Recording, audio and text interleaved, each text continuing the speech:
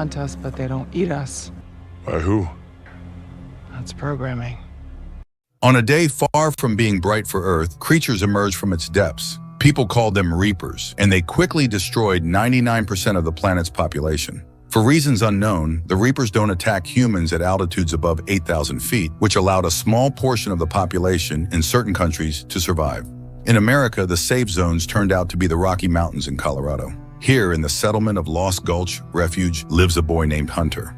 One day, he ventured beyond a boundary marked by a blue line on the ground and narrowly escaped a reaper hunting below the safe threshold.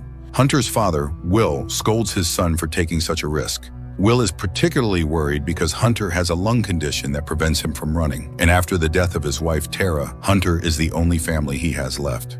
Later, Will tells his neighbor, Katie, that Hunter only wanted to see the neighboring settlement.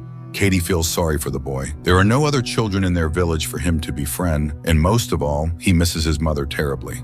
Meanwhile, in the yard next door, a woman named Nina is unsuccessfully trying to find a way to kill reapers. She tests various alloys by crafting bullets and firing them at a piece of reaper armor. Will remains skeptical of Nina's experiments, often reminiscing about Tara, who left with Nina on a dangerous mission to procure essential chemicals and perished in the jaws of a reaper.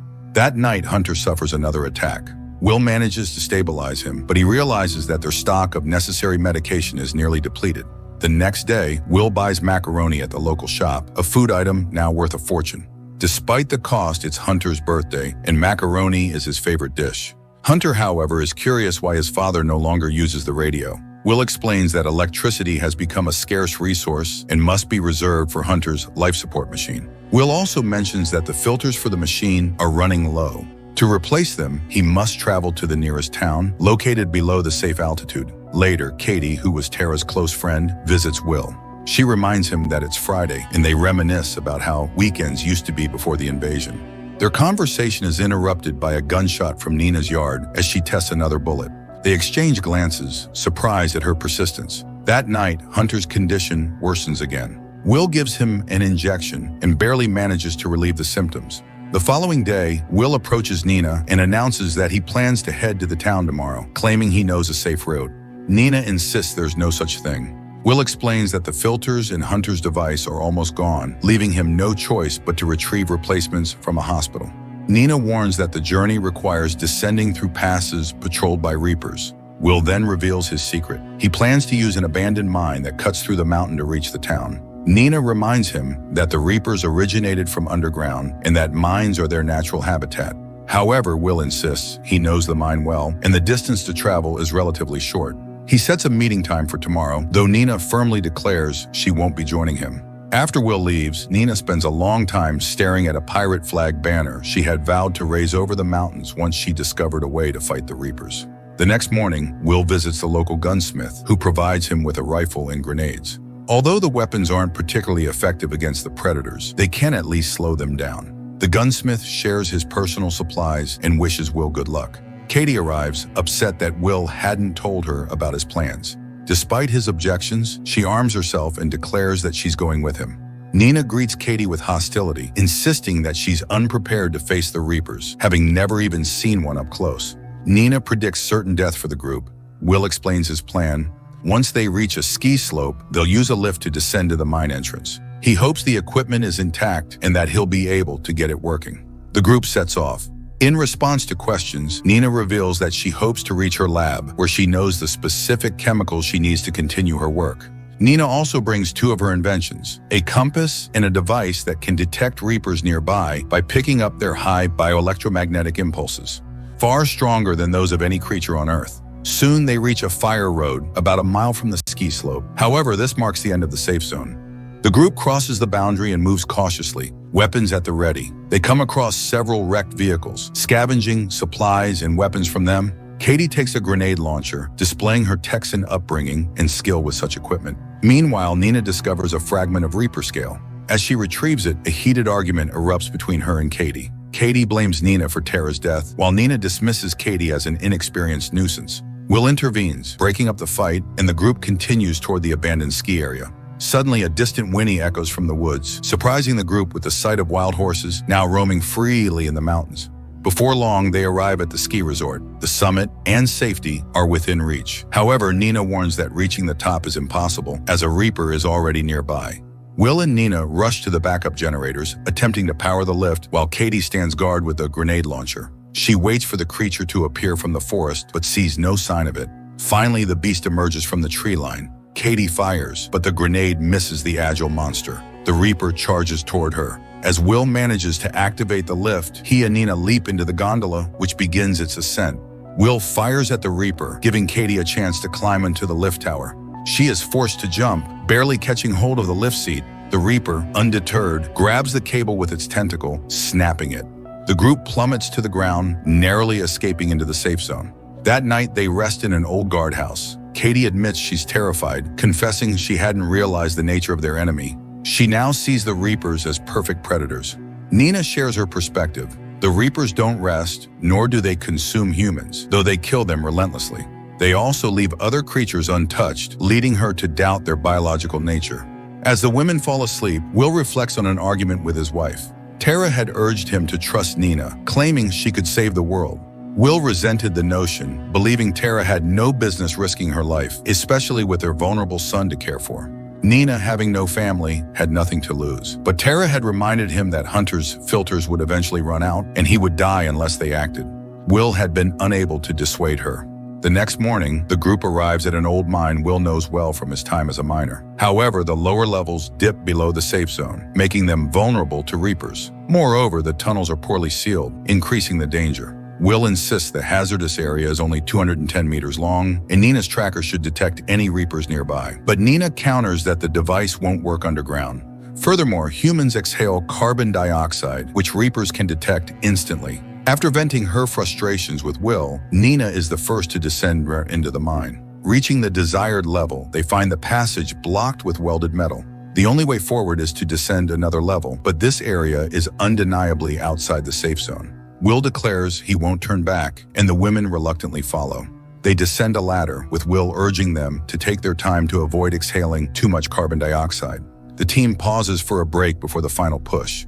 Katie recounts how, at the start of the invasion, she had fought with her boyfriend, hit him with a frying pan, and driven off in his car, which ultimately saved her life.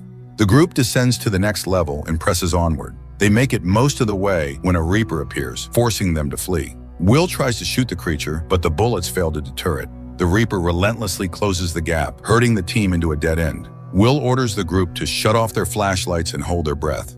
The Reaper's tentacle probes the area, brushing dangerously close to their faces. Will uses a flare to startle the creature, giving the group a chance to bolt toward a partially collapsed tunnel. They scramble inside, but Katie takes a wrong turn and is ensnared by the Reaper's tentacles. Will watches helplessly as Katie is dragged deeper into the mine. Meanwhile, Nina spots a ladder, and the pair climbs to a higher level, barely evading the pursuing Reaper. Finally, Nina and Will emerge from the mine and return to the surface, safely above the boundary of the safe zone. The pair continues their journey and soon comes across an almost intact pickup truck, which they decide to use to travel further. Before setting off, they stop for the night in an abandoned house, where they manage to find some food supplies.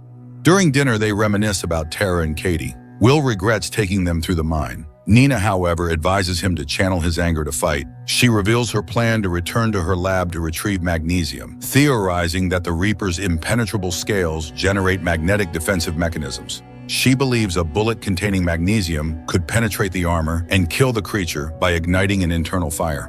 Will grows furious, calling her theory unproven and blaming her for Tara's and others' deaths. Nina counters by pointing out that he now faces the same difficult decisions as before. The next morning, they head to the town and reach the hospital, searching for oxygen filters. The building is in ruins and looted, forcing them to climb to the top floor. There, in an operating room, Will finally finds what he needs, but they soon hear the distinct sounds of a Reaper approaching, signaling an imminent attack. The pair runs, but the Reaper catches up and even grabs Will. Nina grabs a fire axe and severs the tentacle, enraging the monster even further. They retreat to the operating room, where Will orders Nina to run while he shoots at gas canisters. The resulting explosion hurls the Reaper out of the window, where it lies motionless below.